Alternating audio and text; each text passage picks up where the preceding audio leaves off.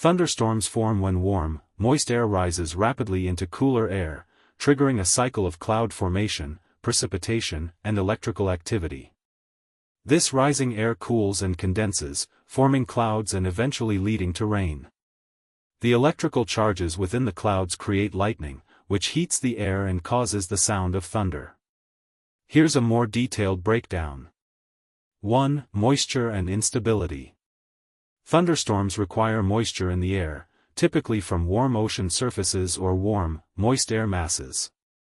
The atmosphere must also be unstable, meaning warm, moist air near the surface is likely to rise into cooler air above.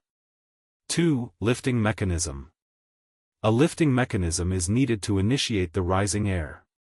This can be a cold front, where a cold air mass pushes under a warm air mass, forcing the warm air upwards. Other lifting mechanisms include weather fronts, shortwave troughs, or even local heating of the ground.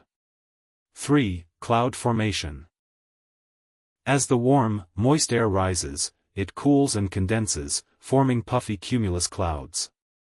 If the air continues to rise rapidly, these clouds can grow into towering cumulonimbus clouds, which are associated with thunderstorms.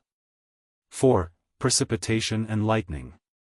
Within the thunderstorm cloud, strong updrafts, rising air, and downdrafts, sinking air, occur.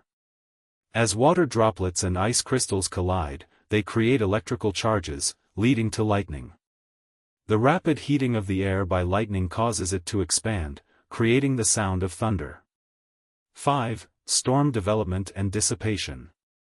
The cycle of updrafts and downdrafts can sustain the thunderstorm. However, once the updrafts weaken or are cut off by downdrafts, the storm begins to dissipate, and the rain and wind become less intense.